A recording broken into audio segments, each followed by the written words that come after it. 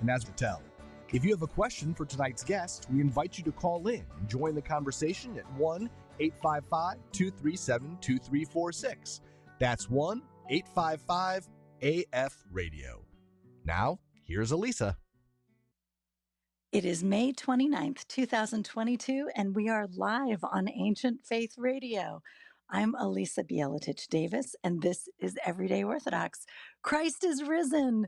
We have just a few more days of the Paschal season, Ascension coming up on Thursday, so I'm trying to get in as many Christ is risens as I possibly can in the next few days before we go quiet a bit for a year. But welcome to Everyday Orthodox. We're here as we get together every Sunday evening to meet another Everyday Orthodox Christian.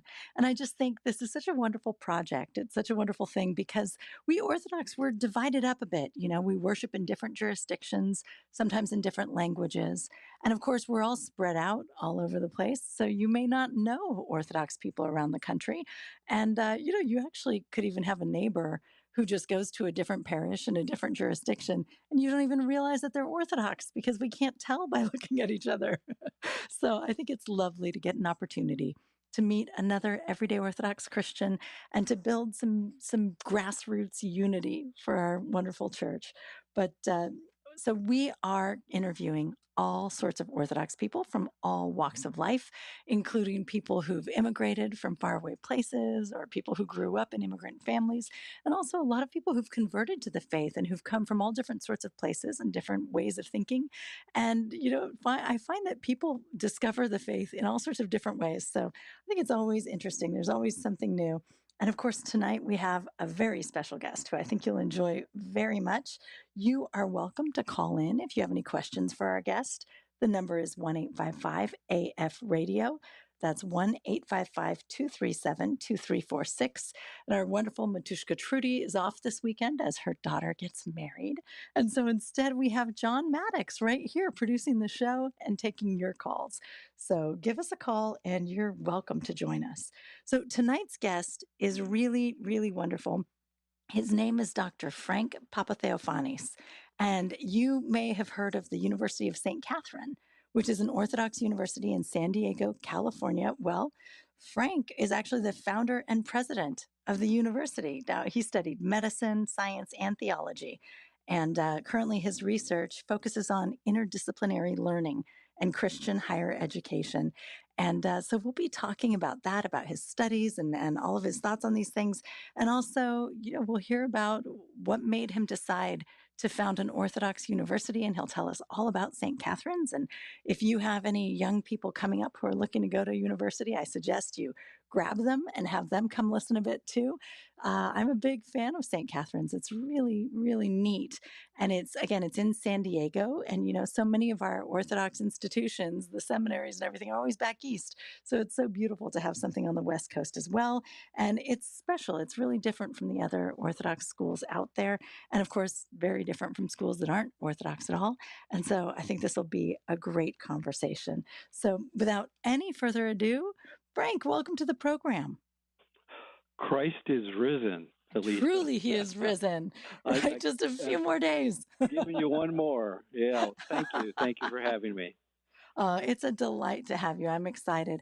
Ever since you first got St. Catherine's started, I've been just sort of following the progress of the school, and I'm just so impressed by it and excited by it.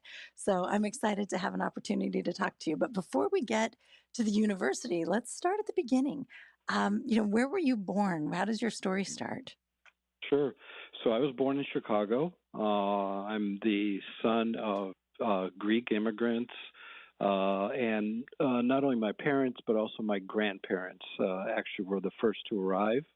And I grew up in the Chicago area. Oh, wonderful. And there are a lot of Greeks in the Chicago area, right? Absolutely. I think the largest number of Greek Orthodox churches is actually in that area. And it's very rich in its orthodoxy. That's wonderful. That's great. But of course, you ended up in San Diego. So I see that you also enjoy really good weather and the beautiful ocean. But right. So were you in Chicago throughout all of your youth? And were you really in Chicago proper, or were you out in the suburbs? So I grew up near the Assumption Greek Orthodox Church, which is on the west side of Chicago, and was there through probably I was about 10 years old. I attended Plato School, which was the school affiliated with the church, and then my parents moved to the suburbs. So after about that age, after about fifth or sixth grade, the remainder of my younger years were spent out in the western suburbs. Ah, okay. And of course, was there another Greek church nearby, or did you guys still commute in to Yeah, Assumption? yeah, no, that's a great question. So we were very attached to that community, and it's where my parents were married. It's where I was baptized, and it was, we were very close. But the commute got a little bit long, and so we then started attending Holy Apostles Church in Westchester, Illinois, which is just straight west, and it was an offshoot of the Assumption Church that took root and is still very vibrant and a very strong community today. Ah, how lovely. That's great. That's nice when so was it a bunch of Assumption families had moved further out west and decided they needed a mission out there, I guess, huh? Exactly, exactly. And then subsequent to that, there's been another iteration with another church, I understand, that grew out of Holy Apostles Church. So the trend continues. Oh, that's fantastic. That's wonderful. So when you were there, was it a mission or was it already fairly well established? It was well established. It was, I think it was at least in its 30th year. So it had been there a while. Ah, wonderful.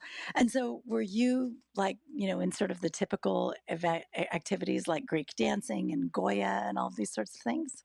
No, No. I was not. It was really it was interesting. I was in Goya, and then I was in I can't remember what it's called now, but the next level up for college age. OCF? Yeah, for college age Yeah. students, and never got into the Greek dancing. Went through the Sunday school program, but yeah, that was I wasn't terribly engaged outside of the actual liturgical life. Just was very, had strong friendships outside of church, and that's really where I felt very close and continued those friendships, many even to this day. Well, that's kind of wonderful. I mean, a lot of times you hear the opposite, right? People who are very involved in all the activities and all the fun, but not involved in the liturgical life. So if you have to pick one, I think you had a good one. Were your parents less interested in being a part of the community in that way? Like were they really faithful? Did they encourage that, or was it just kind of that just didn't click with the youth stuff? Yeah, I think they encouraged me and my brother to participate in as many activities as possible. They're people of very strong faith. I come from multiple generations of clergy that served communities in Greece. When we were visiting Greece a few years ago, I visited my father's church in his village, and there are 7 generations of Papatheofanis who were clergy whose names have been carved in the marble inside the church. And so the family, it's a miracle I'm not ordained. Is your brother ordained? He's not. He's a scientist. We were crazy, Elisa. I mean, we were the science guys, and that's what we enjoyed, and that's what we cleave to. Oh, it's amazing. Well, even Papa Theophanes, right? That means that your family is Exactly. a line of priests, right? That's right. That's For right. those listeners who don't know, if you meet a Greek person and the first 4 letters of their name are Papa, that's Papa, that's father. So it means Right. that you come from a line of priests. That's amazing, though. 7 generations. I mean, that's just Yeah. beautiful. So I don't know if it's a miracle that you're not a priest. It feels like a reverse miracle that you're not a The good priest. Lord had other plans. Yeah. So what kinds of activities did you enjoy when you were young? Well, I was a nerdy kid, but I also loved sports. So I was in athletics, track and field, mostly, and at our high school that was year-round competition, indoor outdoor track. So when I was that age, that took up a lot of time. And then when I went to college, I actually took up fencing, which is interesting. It's regaining some interest now, but at my university, I went to Northwestern undergraduate, and the coach there was a bronze medal Olympian from Czechoslovakia, and she was just amazing. So I started fencing, and I did that during my college years. So it was really books and sports that occupied me. Neat. So was your brother close to you in age? Were you two running around together? He was 2 years younger. Yes, we're still very close. He trained in physics, and his career was at Los Alamos at the National Laboratory. And so, yeah, we both went in that direction, the science direction. Okay. Okay. And so, but now tell me, you mentioned that the two of you were a little wild. I don't remember what word you used, but it sounded like there might have been some escapades. I'm Yeah, curious. not too What sorts bad. of things were you two doing? No, not too bad. Just typical, high school stuff, and track buddies, and we would just do foolish things. I remember one day before a major track and field event, four of us decided to go bobsledding. And bobsledding in this case wasn't a gently sloping hill. It was a concrete sort of slide with metal tracks, and you'd have to haul the sled up. It was a four-man bobsled thing, and you'd have to go up like 2 stories and then slide down.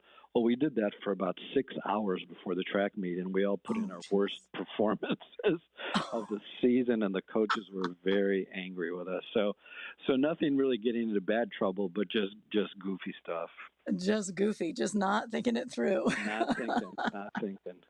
That's classic, though. Teenage boys, that's Oh just, my gosh, yes. that sounds just so perfect to me. I love that.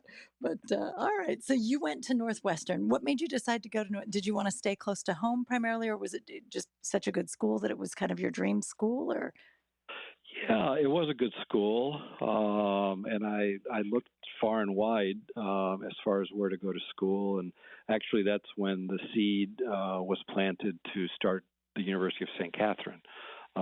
It goes back to my teenage years. My high school buddies, who had come from faith backgrounds or homes of faithful people, had all these choices, and my Catholic football buddies wanted to go to Notre Dame. That was their dream school. Being in Chicago, that was the big one in the area. And then my Protestant / evangelical friends all wanted to go to Wheaton College, which was in a neighboring suburb. And my Jewish friends had a choice. They could go to Brandeis or they could go to Yeshiva.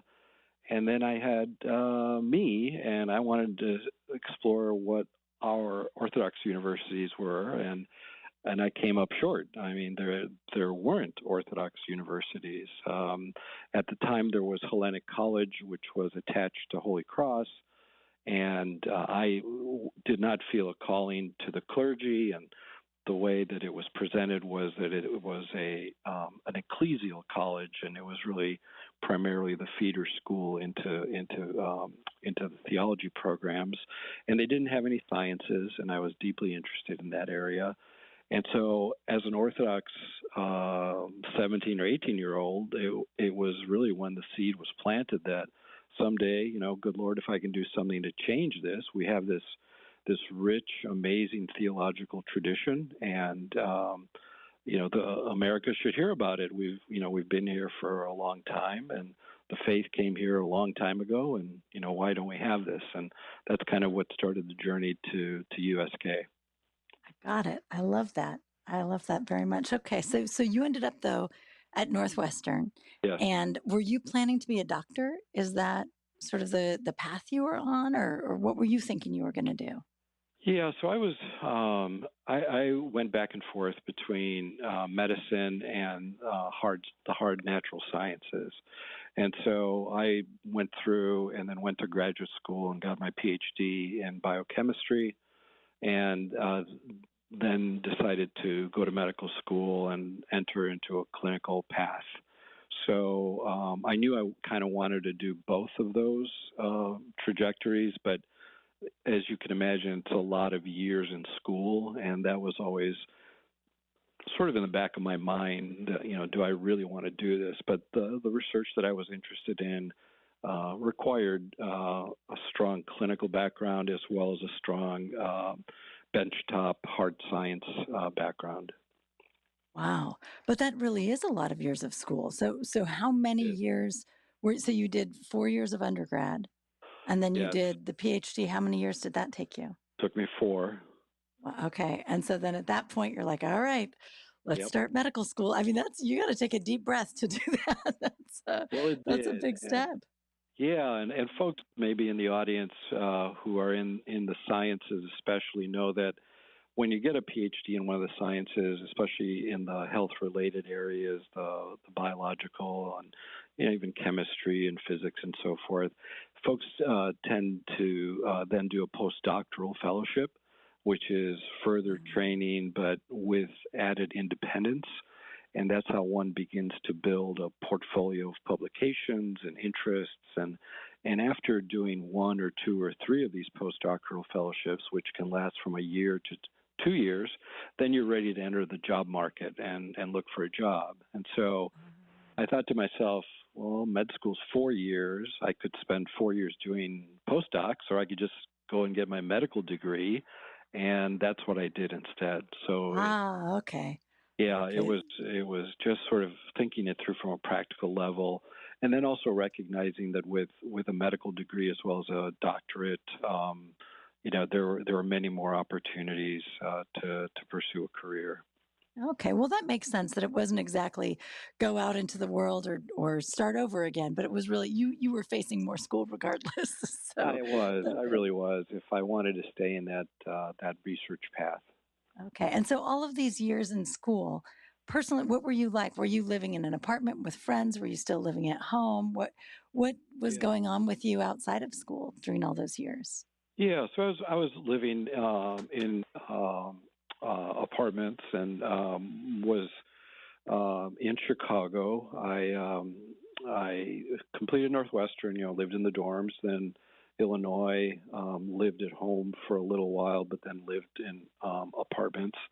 And then just kind of went through that. A lot of my friends stayed in the city or stayed in town, and was able to maintain a lot of strong friendships that way. And Chicago was home. My parents were there. I could always go home for the weekend or go home for dinner or something like that. And so it was very safe. And my church community was there. I could go to church on Sunday. I didn't have to scramble to find a new community, and it was the right approach for me at that time. That's great. So where did you do the medical school years? So medical school and doctoral work was done at the University of Illinois. They were both there. Is that at Evanston? Is that right nearby there? Well, Evanston is Northwestern, and Okay. the University of Where's Illinois Illinois? is in Chicago. Yeah, Oh, it's right in town. Oh, okay. is Oh, that so you downtown? really were close. Yes, Okay. yes. Oh, you stayed right there. Okay. I I stayed didn't for those realize that. years. Yep, stayed right there, and added further education later in life. I couldn't get enough of it. I love to learn, and I think I was recruited out of my residency program to a position at UC San Diego, UCSD, and about 10 years into that, I was hankering to learn more, and so I went to Johns Hopkins and earned my public health degree, a master's in public health. And then 10 years after that, I got the itch again and went to the University of St. Andrews in Scotland. And I don't play Oh, golf. wow. And earn my my master's in theological studies degree. I love that. So was it kind of like you were staying close to Chicago and that was comfortable and that's where everybody was? And then all of a sudden you kind of got lured away to San Diego and then suddenly it was like, oh, I could live anywhere. you're Oh you're all over yeah, the place after that. yeah. Well, I knew I could. It was just going to a state school like the University of Illinois. It was very practical because I paid tuition according to a state resident, Sure. B list versus going to a school outside of Illinois. So it was very, very practical to stay there. And for graduate school, they actually pay you a stipend and, you teach and so forth. So I was able to get out of medical and graduate school debt free, which is unusual today. But I was very Yeah. blessed in that regard. And that Yeah, I think opened up everything. oh, that's wonderful. That's Yeah. fantastic. So when you went down to San Diego, was that just a huge culture shock or did you love San Diego right away? What was it like when you first moved? So I'd been to San Diego a couple of times, and I was my medical training was in a very narrow specialty of radiology called nuclear medicine, and it's the use of radioisotopes to diagnose and treat disease. And it's an amazing field. It's very technology intensive, as you can imagine. And the year that I finished, there was only one position in my subspecialty in academia available in the country, and that was Wow. UCC, and a very narrow specialty. And the folks at Duke in North Carolina were trying to create a job for me. They wanted to bring me out there, but I just thought, I was married. We had one little one at that time, and to go to North Carolina, on sort of the promise of a position just didn't Hmm. make sense. And then the folks in Chicago wanted to keep me there, but I was ready to move on. So I had the job UCSD had the one job, and as you can imagine, who wouldn't want to come to San Diego? And Right. it was super competitive, and they narrowed it down to two of us who had applied, out of whatever the number was, and I was very blessed to get the first call, and I said, "We're coming." So that's how that worked out. Oh, that's great. Well, yeah, I could imagine that. I always think, honestly, that San Diego may be the exact perfect, like, best spot in the United States. I just absolutely love it there. But so you mentioned you were married by then. Yeah. How did you meet your wife? When did you stumble upon her?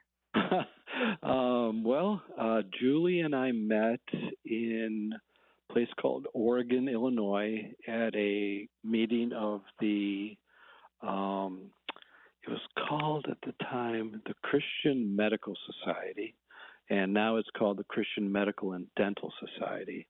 And it's a society that has multiple tiers of membership, and one is for medical students. And there was a regional meeting, so there were 2 to 4 students from the University of Illinois, the University of Chicago, the University of Iowa, on and on and on. And Julie was there as part of the team from the University of Minnesota. She was a medical student as well. And I was there as part of the University of Illinois team. So I met her. I fell in love immediately, and it was one of those love at first sight. She said no, she did not fall in love with me at first sight. So, but that's how it all began. It's one of Well, those. but tell me, did you tell her you were in love with her at first No, no, no, no. I'm not crazy. sight? I, No, I no. can just imagine that conversation. It sounds awful. But Yeah, yeah, so were the no. two of you kind of running around during that conference and then you just kept in touch afterwards? We did. Yeah, it was actually a Palm Sunday weekend, so I could only stay for the Saturday, and I wanted to come back for Palm Sunday services. And so we exchanged addresses and we corresponded. And she was at the University of Minnesota. I was at Illinois. And so we would go back and forth and commute during our courtship. Aha. And over time you grew on her, huh? Yeah, it was like a mold. That's Yeah. fantastic. So she's in medicine as well? She is. She is a highly successful and very highly regarded here in San Diego, one of the top doctors here in internal medicine. And she works for the Scripps healthcare system now. She was in private practice for over 20 years. And she's, I'm obviously biased, but a wonderful person and a wonderful physician. Her patients love her. Ah, that's wonderful. That's Yeah. delightful. So now, did she grow up in the Orthodox Church? Was she Orthodox too, or was she unfamiliar with it when you met her? Yeah, so she grew up in the Christian Reformed Church and then she was chrismated into the Orthodox Church. And Oh. we did that just before we got married, and we were married at St. Mary's of Egypt in Minneapolis.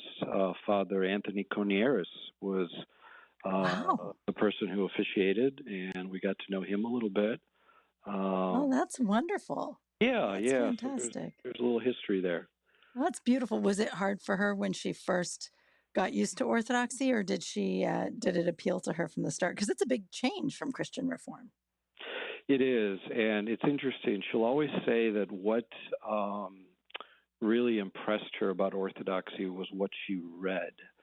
So she's not bookish or anything like that, but when she read the theology, it resonated with her, and she could agree with what she read. The actual praxis of the church was very foreign, and it took her a while to get used to, the liturgical life of the church. But once she was able to tie that into Scripture, it became easier and easier for her to understand and accept. That makes sense. Yeah, and I tell people she's more Orthodox than I am now, and she understands her faith and loves it. Well, it is interesting. Some people, walk into the liturgy and they just fall in love.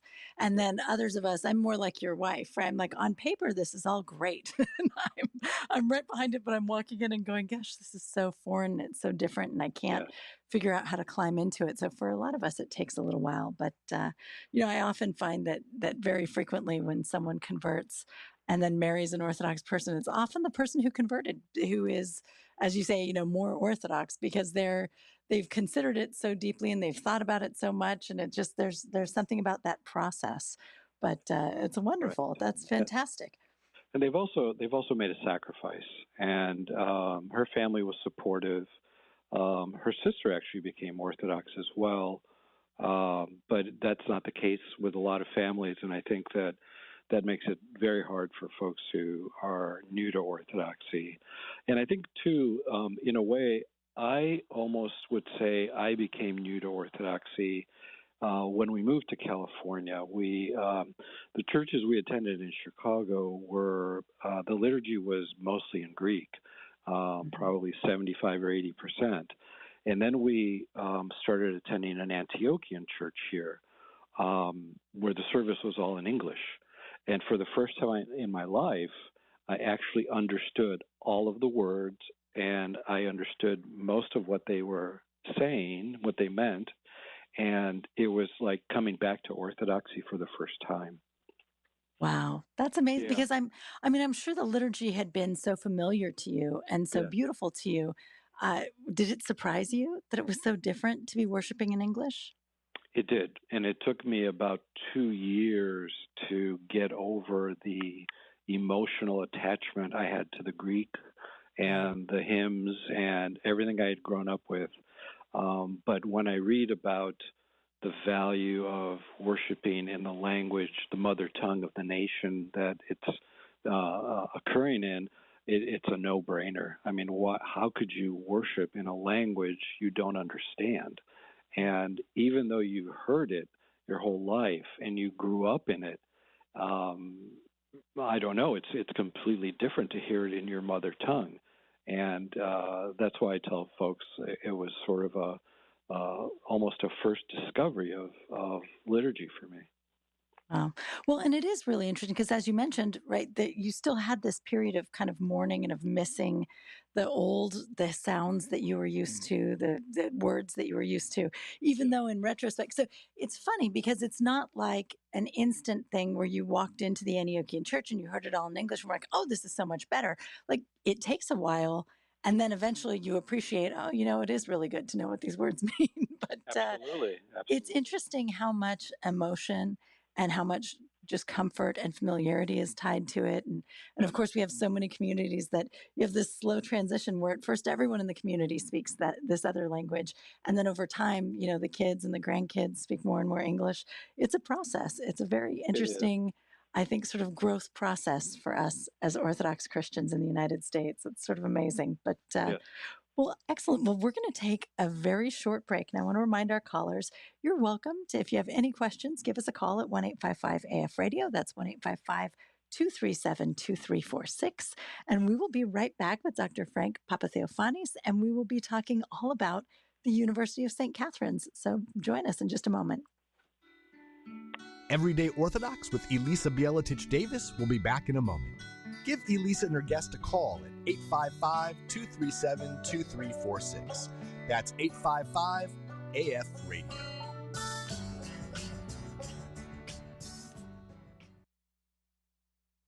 Hi there. I'm Bobby Maddox, station manager of Ancient Faith Radio, and I would like to invite you to the 2022 Ancient Faith Content Creator Conference, which will be held at Antiochian Village from September 19th through the 22nd. The Ancient Faith Content Creator Conference is an outstanding professional development opportunity for creators of Orthodox Christian books and media. I am, of course, in charge of the radio and podcasting track, and I am pleased to announce that Ancient Faith Radio has 4 sessions devoted exclusively to the art and production of effective audio recordings, including one by Derek Cummins, an AFR producer, and another by Brian Jarbo, an engineer at National Public Radio. I myself will conduct introductions to the podcast process, as well as to the genre of podcasting. Be prepared to learn a lot and leave the conference motivated and energized.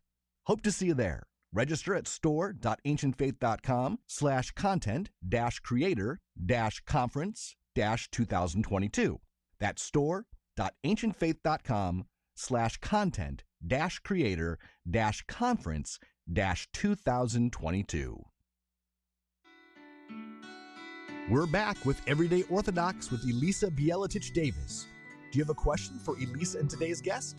Call in now at 855-237-2346. That's 855-AF-RADIO. Here again is Elisa. And welcome back to Ancient Faith Radio. I don't know if you just heard that promo with Bobby Maddox talking about the Ancient Faith Creators Conference. It is a fantastic conference. I've been to every single one. I'll be back again this year. And I just want to let you know, if you ever think about writing or podcasting or maybe making Orthodox videos, anything like that, illustrations, come and join us. It's a wonderful way. It's not only inspiring and exciting, but the truth is you just make all of these friends and connections who are also working on things. And then all of a sudden, before you know it, you're doing stuff with the rest of them and you're all tied in together on projects. It's neat. It's really a wonderful experience. But all right, we're back now on Everyday Orthodox talking to our guest, Dr. Frank Papatheofanis. And again, you're welcome to call in with questions if you like. It's 1-855-AF-RADIO. That's 1-855-237-2346. And so we were just talking about you moved to San Diego, and then all of a sudden you're not in a Greek church, you're in an Antiochian church, and that was a whole new experience and a whole different way of entering into Orthodoxy for you. Did you first have children also in San Diego, or no, you already had children before you moved down, right? Right. So we have 2 boys. They were born in Chicago, and then our daughter was born in La Jolla here in San Diego. Oh, okay. Excellent. And so there you are, a young family in San Diego, and you were doing your residency, and your wife, I guess that's the point when she would have been doing the private practice years, right? Well, I was finished with residency. I was on the faculty at UCSD Medical School. Oh, beautiful. Excellent. Okay. So in San Diego there, as you're resettling yourself, I imagine you weren't already thinking about a university, or was it already still kind of cooking in the back of your head that wouldn't it be a nice thing to get something going? It was. It just persisted, in the back of my head. And my career was in academia, so it was always front and center of, will there be an opportunity to do something about an Orthodox university? That's wonderful. Well, and it helps already that you are now in a different jurisdiction. So now you have Greek connections and Antiochian connections. And that's always the more you can get tied into the different jurisdictions. I think that always helps with a project like this. But so you moved around though a bit before settling again in San Diego. Tell me a little bit about that.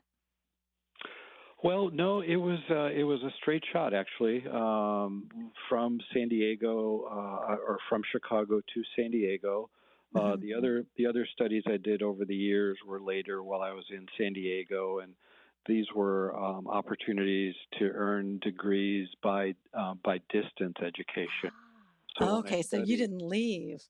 no, so when I studied in Scotland, I would go there for 2 weeks at a time, twice a year. And the rest of the studying was via Zoom and all of the electronics that were set up. And so I didn't have to relocate my family. And it Oh, was that's very wonderful. accommodating. Yep.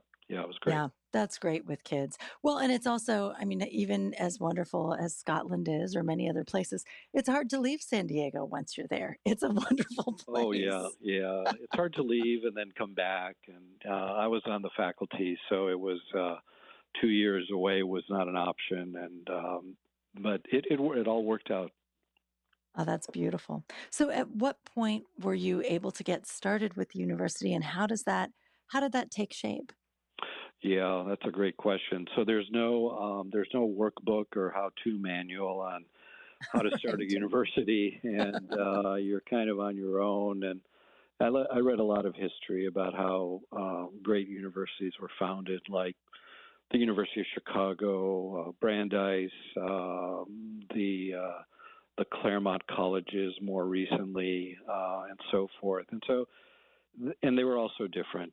There is no formula or a way to approach it, and I started to just break it down. What's going to be unique about St. Catherine? What's going to be attractive? What is the school going to look like, curriculum-wise, especially? And then what was the aim? Where would we be reaching, and the approach. So it all started very theoretically, and then it was time to put pencil to paper and begin to outline what will that curriculum look like. And that was really the first structural component of this. People think of buildings and courtyards and all that. I thought more, what's the curriculum going to look like, and is it going to be something that's going to be relevant, and is it going to be something that's going to prepare our students not only to get through college but also the next steps in their career. Right. So that's where I started, and the way that I approached it. There's a big push, as you know, today in classical learning and the great books. And I looked at St. John's University, which is the oldest great books program in the United States. And I thought, this is probably not what I wanted, not what I was thinking of, especially after I met some students who had gone through St. John's and were interested in topics. I remember one young woman in particular who wanted to study physics, and she had graduated St. John's, and they only offer one degree, and that's typically Yeah. how the great books work. And she had to go back to college for 2 years to get all the courses she needed in physics in order to be able to apply to graduate school.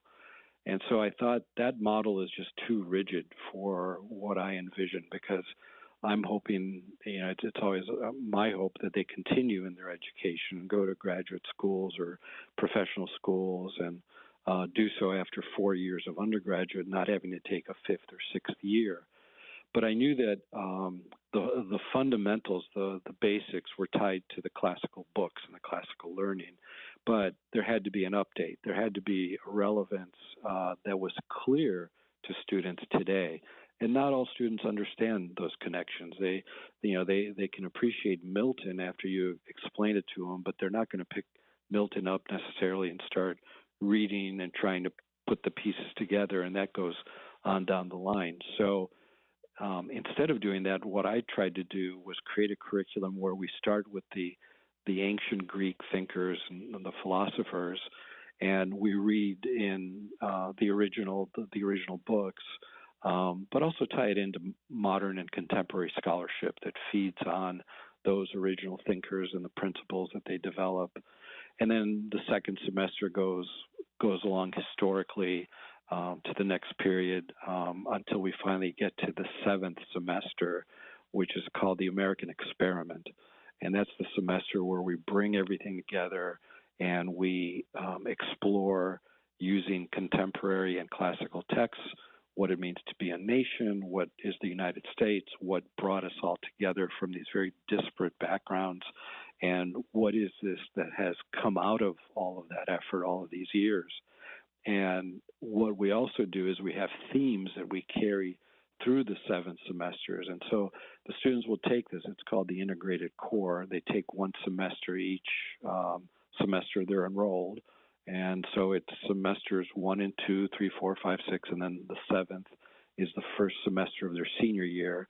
And the themes that go through are, themes that are very big questions. So liberty, what does liberty mean? Well, the classical writers talked about individual freedom, man's identity. The French picked up on that in their revolutionary writings. And then finally, the Americans picked up on that when they wrote our founding papers. And so when you study a concept like that in your first semester, you can't forget that. You have to be ready because it's coming up again when we talk about the French and the Revolution and the writers of the period. And you can't forget it then. You're going to be bringing it up again in the American Experiment. So there are themes like that that weave back and forth across the curriculum so that students get a very deep, meaningful understanding without relying exclusively on the great books tradition. Hope that makes sense. It does, yeah. That's really neat. So, but is that a core program, and then they're also doing other work? Like, is that one course per semester that all St. Catherine's students do to sort of go through this process together? Correct. And then they take courses that are also general education courses outside of that, and then they also take courses relevant to their major area of study. So it's a very rich, very rigorous curriculum. They also, in their senior year, and the second semester of the senior year, they complete a thesis, a capstone project, if you will, where they take everything they've learned and they look at an original question and it's something in the area of their studies, and they write about it.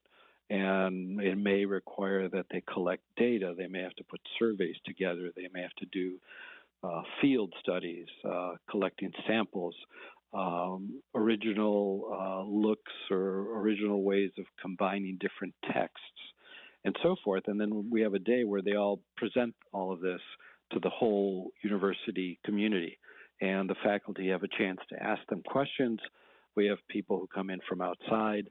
And it's kind of a cool day where they really showcase what they've learned at USK for the past 4 years. Oh, that's neat. Do you record that at all, or have like sort of a highlights from that day on your website, or some way that we could access that to get a feel for that? Yeah, we will do that this year. A lot of folks have asked for that. The way that they do the presentations is they do poster presentations. You may have seen those. Those are the poster papers that go up at different professional meetings where you present your data in written form, and you're there to also present a very brief summary of the data. But a lot of folks have asked about that, so we may do a Zoom, YouTube kind of video to summarize. At the very least, put up some of the titles of the papers and so forth. And those papers are important not only to demonstrate what they've learned, but they use them as work papers. So when they apply for a job and they have a 20-page document that really looks at how they think and how they articulate what they think, they can use that as part of that application process. And certainly they can use it as part of an application to graduate school. Writing at USK is absolutely critical. It's a writing through the curriculum approach where they're what are called signature assignments that are major assignments, but also minor assignments. A lot of schools are doing away with these sorts of things where, again, we talk to kids who will report that, they're at XYZ University and they only had to write a 5-page paper for the entire 15-week term. And it's not what we do. We look at writing as a proxy of critical thinking. Yes. That's at the very core of a USK education. And by that I mean, if a student, through their years with us, continues to show improvement in the clarity, how well they articulate their ideas, the language they use, the vocabulary they use, that to us demonstrates by proxy that their critical thinking skills are improving. So writing is very, very vital. Oh, that's excellent. I mean, I'm a writer, and I was a comparative literature major. So, of Oh, course, we did a lot of writing. That's all we did, really. But I agree with. I mean, and I think so often in life, if you just think about the idea that you think you understand something, and then you have to articulate it, you have to write it down. That's when you find all the holes, and that's when you realize that you don't understand it as well as you thought you did. There's a real magic to sitting down and having to write something out and to really, put down the logic of it and to be able to express it. And it is critical thinking. Absolutely. I That's, love that you're focused on that, even for kids who are biology majors or something, that's right? right. Because, unless you're a humanities major, you might not do much writing at all at a lot of universities. I think that's very true. Yeah, that's very Absolutely. true. And the other way works as well, in that we require all of our students to take a year of science at the college level and a year of mathematics at the college level. So the kids in the humanities gripe about that. I'm never going to use this stuff. Da da da da da. And give me a book to read or something. It's like, no, you're going to have to learn basic logic, basic algebra. You're going to have to master principles of biology and chemistry. And so we try to balance that for the students, because in their undergraduate years, those should be the most general years of their education. There's so much time to specialize, and you don't have to do that right now. And try to learn as broadly and to develop those critical skills at this stage. And that's a mark of success. Absolutely. And yeah, I love that. I love that. And that's what I love about St. Catherine's, really, because as you mentioned, there is the program at Hellenic. But Hellenic has, not a lot of majors, right? There are just a couple of different things that you could major in. And but at St. Catherine's, you have this beautiful program that ties everything together, and you're doing a little bit of all of these things, but you're also able to major in science fields, right? And in math and in Yeah. these wonderful things. How many majors do you guys offer at this point? And what are I imagine that over the years things continue to grow and grow. Where are things right now? We do. We have about 25 different areas of concentration for undergraduate degrees. So everything from art and biology and business management to history, Orthodox Christianity, psychology, and supply chain management, if that's what you're interested in. So that is complemented by 3 degrees that are coming up at the master's level. So we have our first degree, which is now in its second year. We just graduated the first 10 Master of Arts in Organizational Leadership. So that's on the business side. We were just tentatively approved. It's now more of a formality to offer a Master of Arts in Orthodox Christian Theology. And then a Master of Science in Kinesiology is next.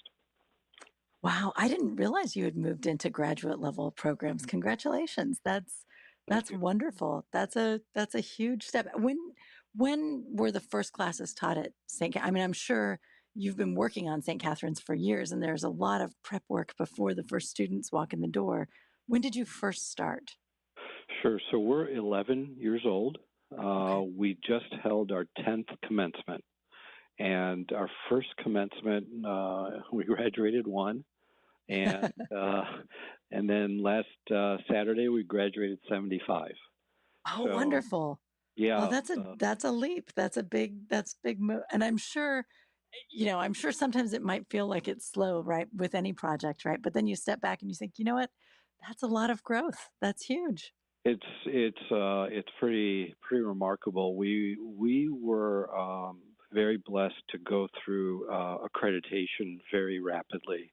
It usually takes we're under WASC, which is the Western Association of Accreditors, and it ordinarily takes 8 to 10 years. And I can spend another hour with you telling you about this story, but 8 to 10 years is a long time to go through the accreditation process, and a lot of younger schools choose not to do that. We did it in 1 year, Elise. So Wow. people look at us like, how did you do this in 1 year? No one's ever done that before. And it's because I had done the prep work. I had formed the right understanding of what the accreditor was searching for. And we had this very solid liberal arts and sciences curriculum. And it just, nobody could believe it. But yeah, we went from what's called eligibility, which is the first status. We skipped over what's called candidacy status, which happens after 4 or 5 years, and we went right to initial accreditation. And that was a huge blessing. That changed everything. Oh, that's wonderful. That's really wonderful. So tell me, who's on your faculty? Like how many professors do you have, and what sorts of people are they, and where have they studied? Are they all Orthodox? I assume they're not, but are they? No, they're not. There are certain areas where the Orthodox are more prevalent in the arts and the humanities, and they've studied literally all over the world. And then there are people in the sciences who come from strong Christian backgrounds and are conciliatory to the Orthodox. They may be Anglican or Catholic. That's the most common. But literally the full-time faculty now is 8, and then we have another, I don't know, I'm probably misspeaking, but 20 to 25 part-time faculty as well. And we offer almost 100 classes each semester. So it's a big volume of classes that are available. Oh, that's wonderful. That's amazing. And Yeah. then, I just love, I love the whole idea of St. Catherine's. And I know for my kids, whenever I have a lot of kids, and as they come of age, I'm always pushing St. Catherine's with them Oh, because thank I you. just think it's such a neat program. And I'm like, hey, when else are you going to have an excuse to move to San Diego? Like, I this is perfect. know. This It's is such a beautiful. fascinating curriculum that you've put together. It's so wonderful. But so, where do you see, what kind of changes do you see happening with St. Catherine's over the next, say, 5 or 10 years? So we have a lot of competition, as you can imagine. We primarily compete with the Cal State schools, and these are, the huge network of California schools is very well funded. It's world renowned, UC Berkeley, UCLA, and so forth. So California is a state school oriented place. And so when kids are going through high school, they're automatically, if they're in the top 10% of their class, they're automatically steered to the UC's, the University of California system. If they're in the next 20 to 30%, they're steered to the California State University or Cal State system. So we're competing very heavily. They're public institutions, so their tuition and fees and all that are not something that you can compare to a private institution, although we are extremely competitive financially. We offer quite a bit of institutional financial aid, and students can also qualify for loan programs through the federal and state government. But it's just trying to open the eyes of students and help them understand that USK is a great option. It is affordable. It's especially affordable when you think that it's going to take 5 or 6 years to get through a Cal State because their programs are closed. They're impacted. And people outside of California don't know this, but or they may, but if you enter a Cal State and you want to study economics, you'll go through 2 years and then you have to apply to the Department of Economics. And you may not get to do economics, even though that's why you came. And the programs are backed up because there aren't enough lecturers to offer the classes. So if you come to USK, you're done in 4 years or less, and folks have to begin to understand the time value, right, that goes with not spending additional tuition dollars for years 5 and 6. So that's our big challenge, is convincing folks that private higher education is worthwhile and that it's within their reach, and that's a big challenge. That makes sense. But yeah, I remember I went to Berkeley many, many years ago. Yeah, And even back in the olden days, like a lot of people graduated in 5 years because classes were so impacted and they're so overfilled. And I can't even imagine now, right? Like as the oh, population grows and then you have COVID and all of a sudden you have all these kids who maybe took a year off or got delayed a year and now they're all piled up trying to take the same classes. It's hard. It's really hard to get through in 4 years. Whereas at a school like St. Catherine's, of course you can. And right. so where are you able, how are you able to fund scholarships? And is that, I mean, I don't know, maybe we have a listener who wants to create an endowment or something, but Oh, God bless out of them. curiosity, you never Yeah, know who's listening, right? But yeah. how are you, under what process is a school like St. Catherine's able to provide scholarships? Are there organizations that help you with that, or how do you do it? Well, we do it ourselves. The funding that comes in through the state of California and the Title IV program through the federal student financial aid program helps students immensely. Those are subsidized loans. Before they get to loans, there are grants, so it's free money. The average, let's say that there's a student whose family cannot afford anything, and they'll fill out the FAFSA form, and it's all based on income and so forth. And let's say you can't offer that son or daughter any help. Our calculations show that if you maximize on the free money from the state of California, and you maximize on the free money, these are grants, you don't have to pay them back, from the federal government, the out-of-pocket tuition and fee costs for USK are just over $3,000. So Wow. that's what allows us to compete with the Cal States. You'll have to pay for your living expenses, but you'll have to pay for that anywhere. But yeah, USK, when we say it's pretty affordable, it's very affordable. We have scholarships for Orthodox kids. So you don't have to be a student athlete or have any particular, special skill or anything like that, although a lot of students do. But we encourage Orthodox kids to come to St. Catherine and at least explore. Come and visit, and we'd love to have them. Well, and I like that you brought up St. John's as sort of a comparison because that's another small school program where they get this kind of out of the box program that's not the same as your average cookie stamp state school. And Right. I think a lot of kids end up in places like St. John's. And maybe those are the kids who need to be looking at St. Catherine's as well. And all of the kids who look at that and say, well, great books isn't quite it because also I want to be a microbiologist, That's right? right. So it's like you want the beauty of a program like that, but you also want a degree that's going to get you a job in the tech field or in whatever field it is that you're looking for. And I think it's just beautiful that you've come up with such a wonderful way to offer that. I love that. Oh, But thank you. Thank you. it's really neat. If somebody's looking for information on St. Catherine's, how do they find you? Our website's the best place to start, and it's www.usk.edu. Oh, that's easy And enough. yeah, and we've got admissions counselors, and we've got folks who are happy to talk to students and their families. Oh, that's And wonderful. we're also happy to host you anytime you're in this area.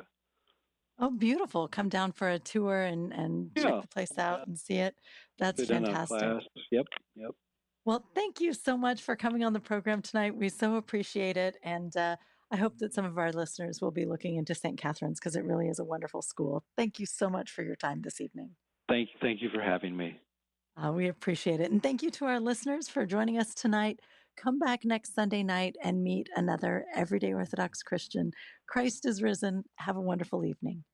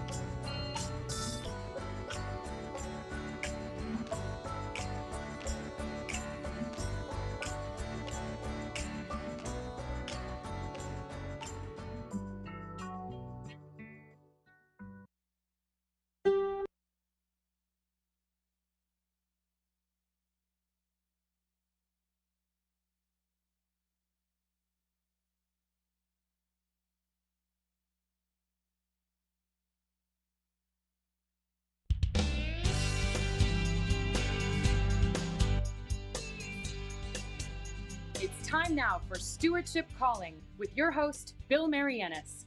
Bill is a stewardship evangelist whose Stewardship Calling ministry is focused on helping people, parishes, and Christian organizations discover and live their stewardship callings and embrace true stewardship and generosity so that they may have a good account before the awesome judgment seat of Christ. Here's Bill. The Gospels are filled with stories of the great healing power that Christ possessed.